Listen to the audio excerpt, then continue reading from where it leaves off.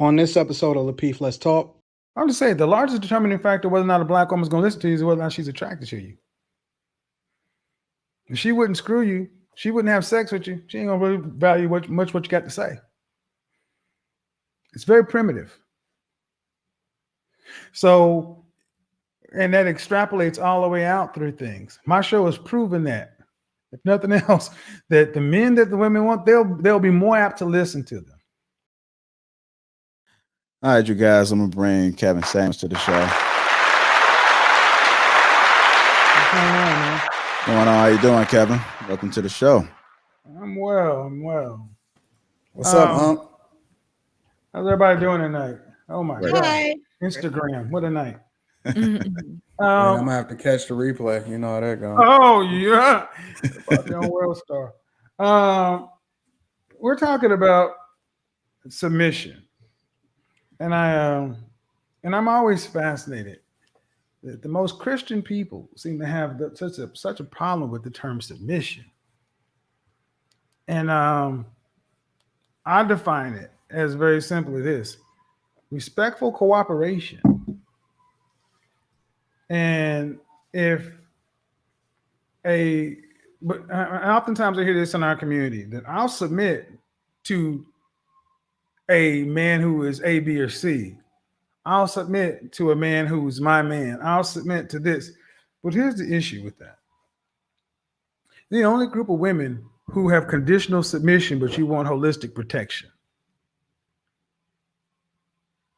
You're supposed to submit to the authority of your man individually, true. But what about the men of your group that are supposed to be the ones that actually you're covering? And what I find is most women really, when it gets right down to it, for whatever reason, they don't trust that they don't trust that men can do the job better than they can. And I'm always fascinated that is my screen frozen? I believe Yes, it's so. frozen. Yep. Okay. Yeah. I'm always fascinated that it always seems to be that way. And I wonder, yeah, let me turn that off. If you don't allow the men the right to lead you other than your man, how do we ever expect to become a competitive group of people? Do you think that women are thinking singularly and not thinking as a group, and maybe that's one of the things that's affecting the way in which they move as far as that conditional? Because I'm more aligned with what very early in the show, it was a debate about why is it conditional, and at what point do you start to see submission as an option? Is it based off of when you get married? Is it based off of when you first start interacting with a man in courtship, or is it just based off of how you see things in general as far as your alignment with men in general, right? Do you see that as more of an issue because women see submission singularly tied to a man that she's going to be in a relationship or marry, or is that just conditioned for them not to be submissive in a general sense? I think that our women see submission tied to sex.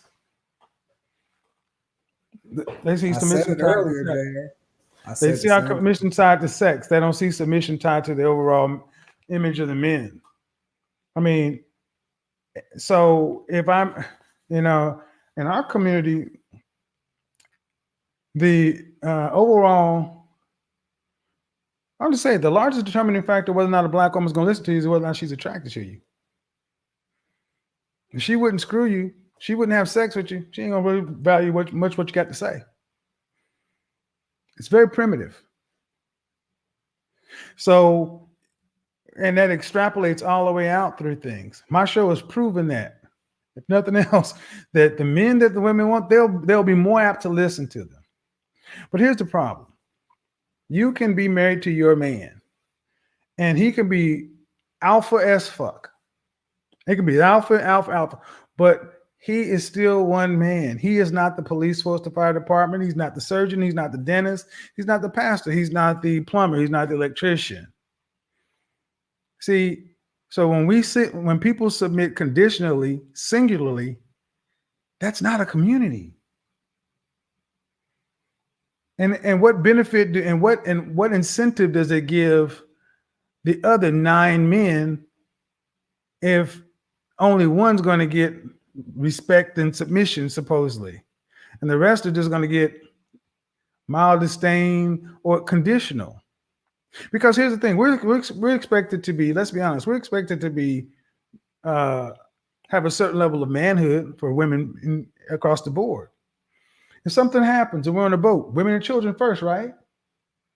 It didn't say husbands. And they'll say women and children first, and the single men, you can go. Men are still expected to do their job.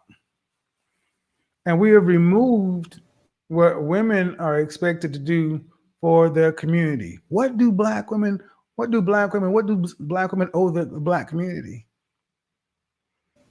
What are your Outside- thoughts? What are your Wait. thoughts, Kevin, on dating with intent to marry? Like, what are your thoughts on both from a men's perspective and from a woman's perspective?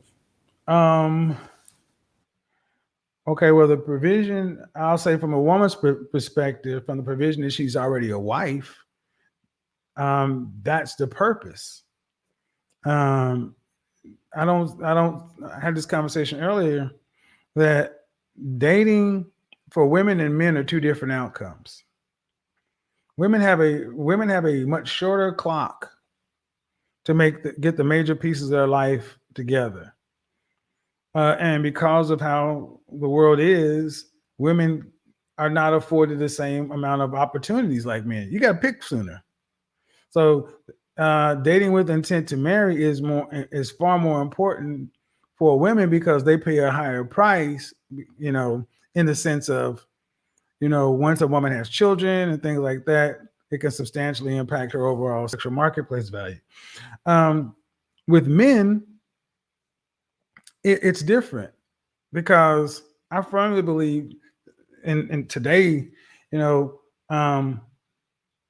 between the ages of 18 and 30, it is more the exception than the rule that the average man is really ready to take on the responsibility of leadership, headship, and husband. From even if it's, and it's not even a matter of necessarily money, because we have delayed